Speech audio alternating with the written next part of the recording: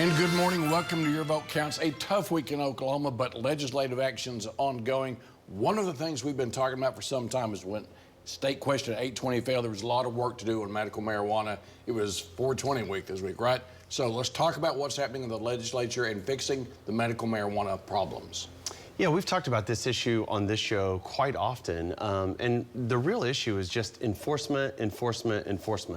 I think the state has, spoken when it comes to wanting to have medical marijuana here in the state of Oklahoma, but we've had so many grows that popped up, so many licenses that were out there without being able to enforce the rules. The Medical Marijuana Board is really hiring a lot of new people and really working on this issue of enforcement. There are a number of bills that went through the House this week that had already been through the Senate. Some of those have been amended. I'm sure my colleague can tell you a little bit about that. But yeah, it's really down to enforcement right now. Got to make it safe. Mr. Leader, you're in the middle of all this. What's happening? Well, one thing we agree on is it is about enforcement. At the end of the day, what we're trying to do inside this program is make it more medical. What we have to find a way to stop is the vast amount of the outside influence. We have foreign-based, frankly, mobs involved in the state of Oklahoma.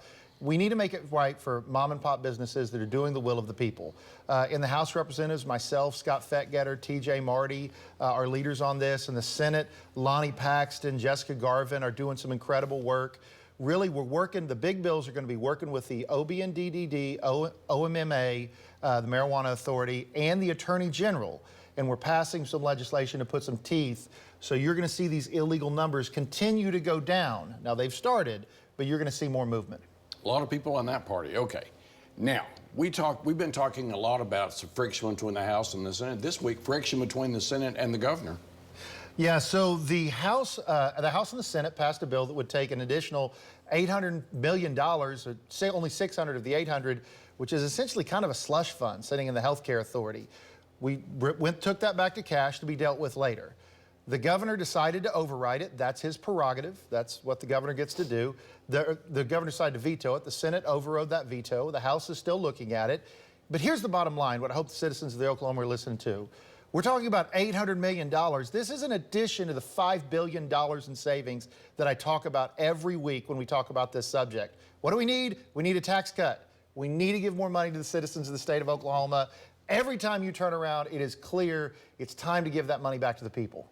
Well, yesterday, Commissioner Keith Reed was on. We were talking about health. This is a health-related issue and a big disagreement with the Senate and the Gov. It is, and it really is about the appropriations process. So you're talking about the Healthcare Authority that had $600 million that they wanted to spend in a way that they chose. That's not how our system works. The legislature decides how appropriations are made. And let's be clear, the House and the Senate passed a bill taking that $600 million back to appropriate it back to them so that they could have say in how it was used. Those two bills passed overwhelmingly.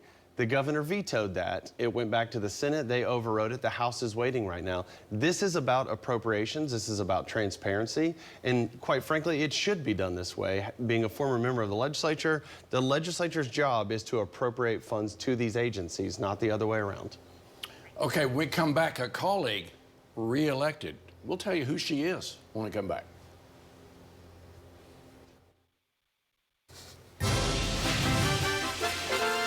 And welcome back. Now, a colleague that we see here frequently when you're gone is Representative Cindy Munchin. She's been reelected as the House Minority Leader Echols. Your thoughts about the reelection of your colleague?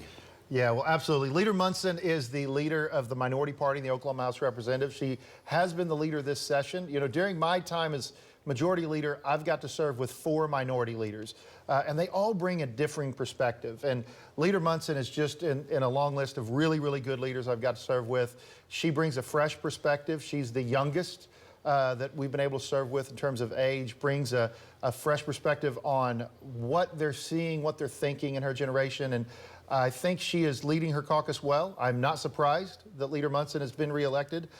We don't agree on a lot. As a matter of fact, we disagree way more than we agree.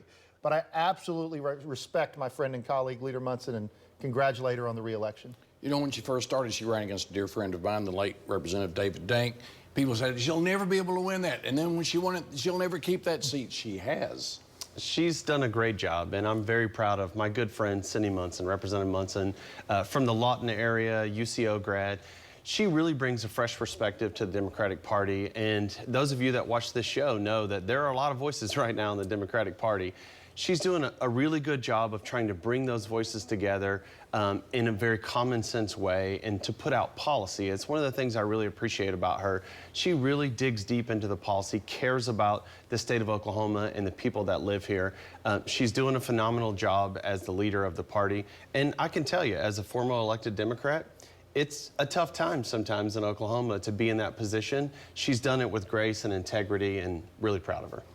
Okay, now this is more somber sort of topic. There is a process by which the courts, the Attorney General, the legislature, all of it involved, but it's the Glossip case, the death penalty case. We talk about it some, a big ruling this week.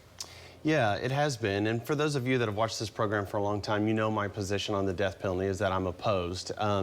A week ago, the Attorney General had put a stay on the execution of Richard Glossip that was coming up. The Court of Criminal Appeals has overturned that, put that back on.